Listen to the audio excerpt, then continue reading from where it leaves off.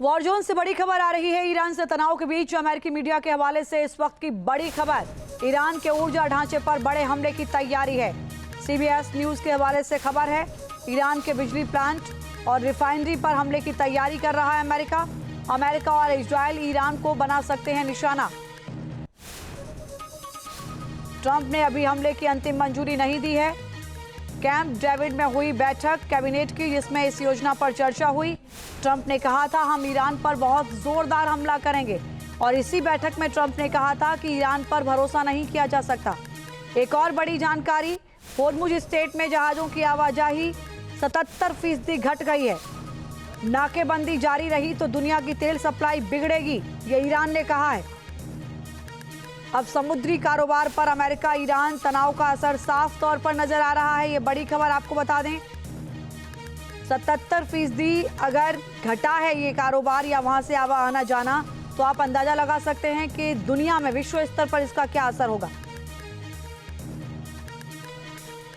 Iran जिस तरह से मिडिल ईस्ट में अमेरिकी बेस पर हमला कर रहा है, उससे टेंशन का माहौल है। अमेरिका के आगे ईरान झुकने को बिल्कुल तैयार नहीं, लिहाजा वो कुवैत, बहरीन, जॉर्डन में अमेरिकी बेस पर हमला कर रहा है। किस तरीके के हालात बन रहे हैं, हम इस रिपोर्ट के जरिए आपको दिखाते हैं। मिडिल ईस्ट में धधकते ज्वालाकुंड का सच।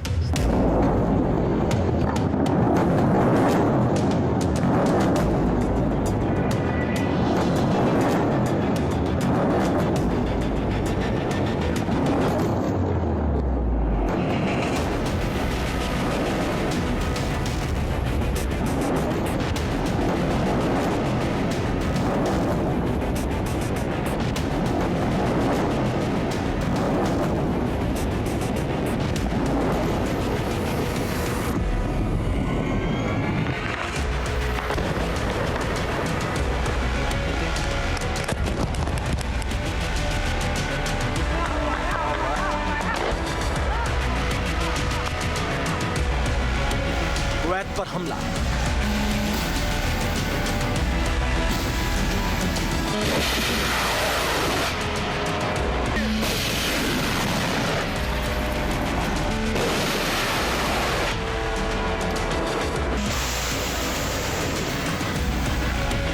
बहरीन पर हमला,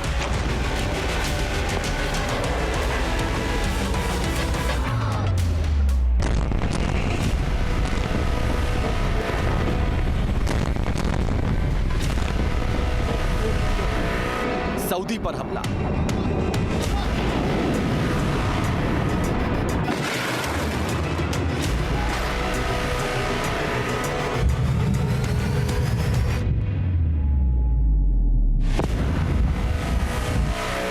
ईरान लगातार मिडिल ईस्ट में अमेरिकी बेस पर हमला कर रहा है, क्योंकि अमेरिका भी ईरान को टारगेट करने में लगा है, जिससे मिडिल ईस्ट में बारूदी दुर्गंध घुली है।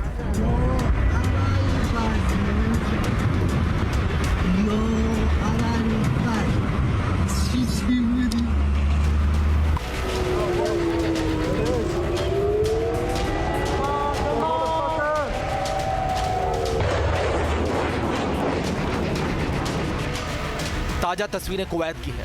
ईरान की तरफ से दावा किया जा रहा है कि उसने कुवैत में अमेरिकी बेस पर हमला किया। कुवैत में अमेरिका का अहमद अल जाबर एयरबेस है, जिस पर ईरान ने ड्रोन से प्रहार किया है।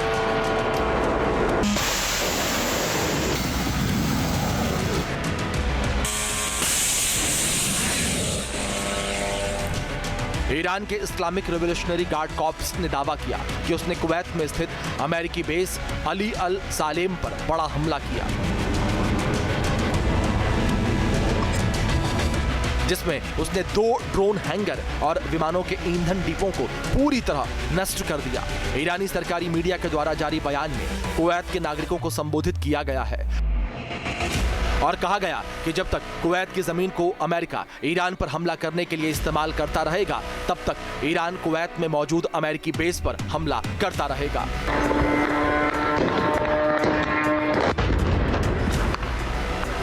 हालांकि IRGC के इन दावों को अमेरिकी सेंट्रल कमांड ने सिरे से खारिज कर दिया है।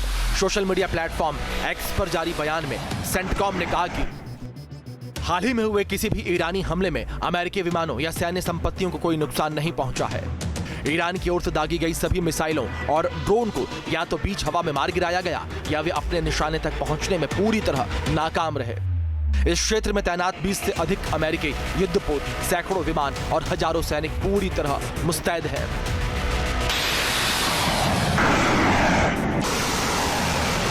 इससे पहले तेहरान ने जॉर्डन के अल अजराक एयरबेस पर मिसाइल हमले का दावा किया था। इस हमले में ईरान की ओर से दावा किया गया था कि उसने अमेरिका के 3 F-35 फाइटर जेट्स को पूरी तरह नष्ट कर दिया है।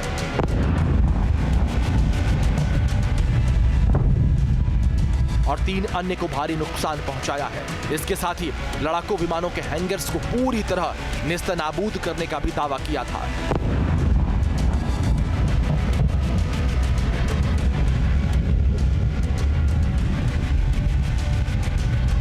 हालांकि पेंटागन और जॉर्डन की सेना ने इस दावे को भी खारिज करते हुए कहा कि सभी मिसाइलों को इंटरसेप्ट कर लिया गया है।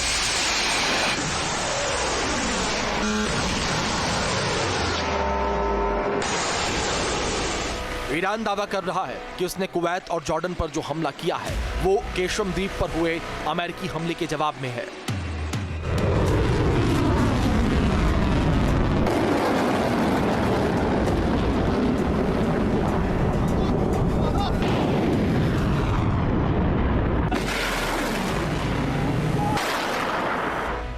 ईरान का इराक पर हमला।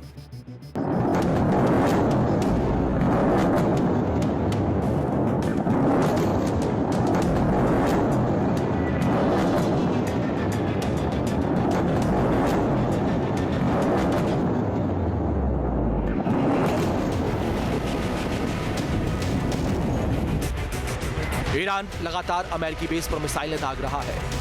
ईरान ने इराक के कुर्दिस्तान में ईरान विरोधी कुर्शिद विपक्षी समूहों और उनके ठिकानों को निशाना बनाकर मिसाइल और ड्रोन से हमले किए।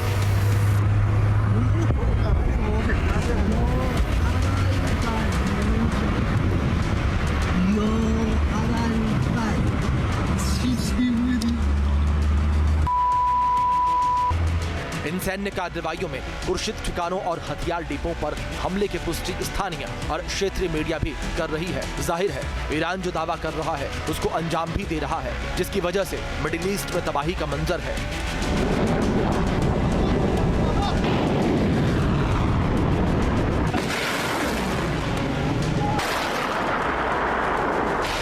यह उत्तरी इराक का सुलेमानिया है, जहां ईरान ने कुर्दिश लड़ाकों पर बमबारी की। दावा किया जा रहा है कि ईरान के हमले में हथियारों का गोदाम तबाह हुआ है।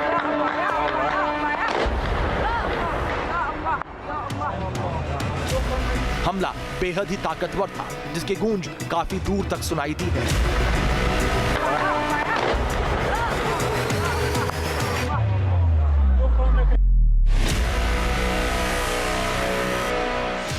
ईरान की सेना ने बहरीन के शेख ईसा एयरबेस पर ताबड़तोड़ ड्रोन प्रहार किया।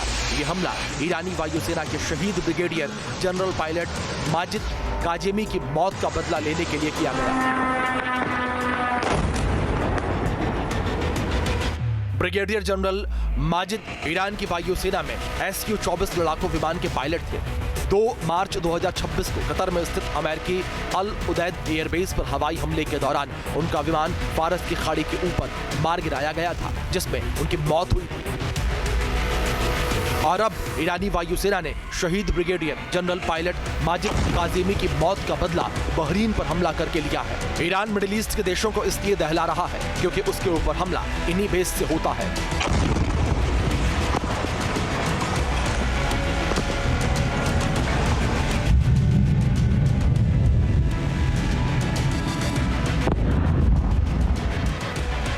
ईरान की घेराबंदी करने के लिए मिडिल ईस्ट में अमेरिका की स्थिति मजबूत है। जिस तरह से यूरोप में अमेरिका के बेस है, ठीक वैसे ही मिडिल ईस्ट में भी अमेरिका के बेस है। Syria, Iraq, Kuwait, Bahrain, Qatar, UAE, Saudi Arabia, Jordan, Oman, Israel, ये वो देश है जहां अमेरिका की सैन्य बेस है या फिर यहां मौजूद सैन्य बेस को अमेरिका इस्तेमाल करता है। गल्फ के जो दूसरे देश हैं वो भले ही अमेरिका की आर्मी, नेवी, एयरफोर्स को अपने बेसिस से, अपनी ज़मीन, अपने आसमान या अपने समुंदर से ऑपरेट करने दें, लेकिन इनमें से कोई भी देश सीधा अपनी एयरफोर्स, आर्मी या नेवी को ईरान के खिलाफ कमिट नहीं कर रहा है। हाँ, नेतन्याहू को अब डोनाल्ड ट्रंप ने समझा दिया है कि कुछ समय के लिए नेतन्याहू लेबनान के अंदर हिजबुल्लाह पर जो हमले हैं उनको या तो ना करें या उनको छोटा छोटा रखें। सऊदी का प्लान, ईरान होगा हल्कान। 4,38,000 वर्ग किलोमीटर के दायरे में फैले लाल सागर से इन दिनों विध्वंसक ज्वाला निकल रही है। जहाजों पर तैनात विनाशकारी मिसाइलें आसमान का सीना चीर रही हैं।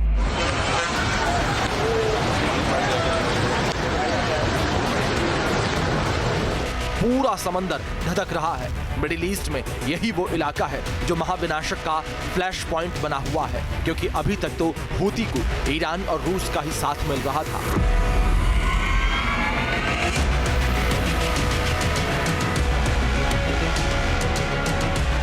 लाल सागर को हूती कंट्रोल करने में जुटा है और वो ऐसा कर भी रहा है, जिससे पश्चिम एशिया के देश परेशान हैं। मिडिल ईस्ट में टेंशन हाई है। सऊदी अरब ने लाल सागर की सुरक्षा के लिए रियाद में 14 देशों का एक गठबंधन बनाया है।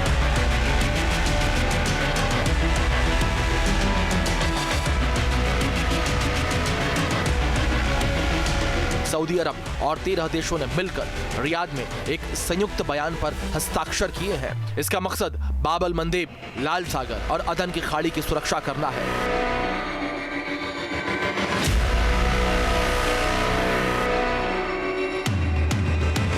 सऊदी अरब ने यह कदम उस वक्त उठाया जब ईरान समर्थित हूती विद्रोहियों ने सऊदी अरब के खिलाफ समुद्री नाकेबंदी कर रखी है और होर्मुज पहले से ही बंद है।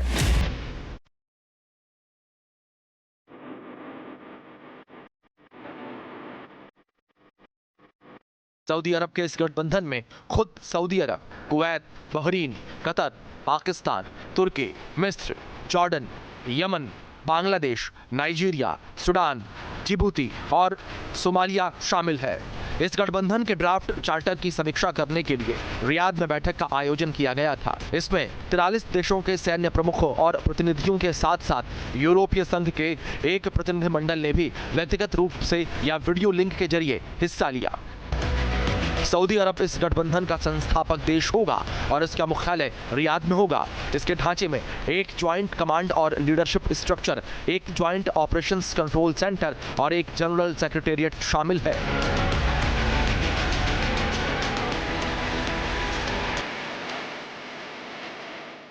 अब सवाल ये कि आखिर सऊदी ने 14 देशों का गठबंधन क्यों बनाया? सऊदी के इस गठबंधन का मकसद क्या है? तो जो रिपोर्ट्स आ रही है उसके मुताबिक इस गठबंधन का मकसद समुद्री नेविगेशन की आजादी की रक्षा करना, बाब अल मंदेब से होकर गुजरने वाले अंतर्राष्ट्रीय व्यापार मार्गों और ऊर्जा शिपमेंट को सुरक्षित करना और सदस्यों के बीच इंटेलिजेंस जानकारी साझा करने और संयुक्त नौसेना अभ्यास में तालमेल बैठाना शामिल है।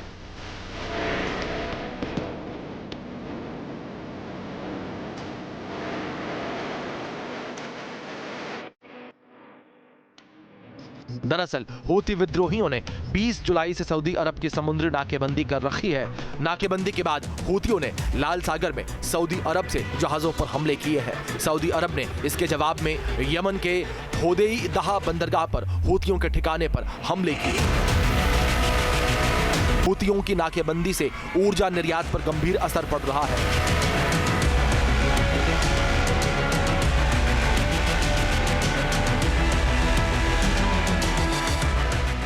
बाब अल मंडेब के जरिए सऊदी अरब का ज्यादातर ऊर्जा कारोबार होता है। इसके अलावा इस समुद्री रास्ते से दुनिया के कुल व्यापार का 12% हिस्सा गुजरता है।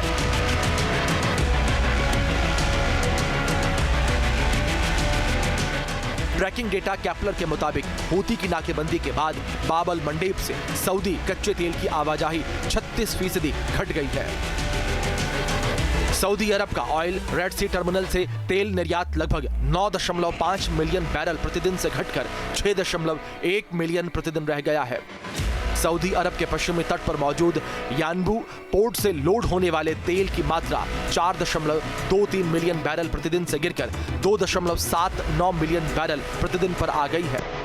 लाल सागर के रूट से एशिया भेजे जाने वाला क्रूड ऑयल 5.30 मिलियन बैरल प्रतिदिन से घटकर 3.32 मिलियन बैरल प्रतिदिन पर रह गया है। आंकड़े बताते हैं कि हूती का ब्लॉकेट सऊदी पर भारी पड़ रहा है, इसलिए रियाद की हुकूमत अब आर पार की जंग की तैयारी में है। अगर ऐसा हुआ तो हालात काफी मुश्किल हो जाएंगे।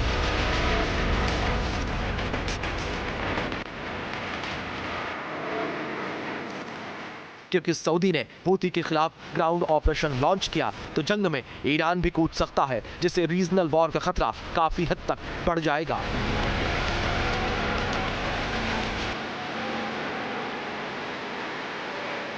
Team news mission.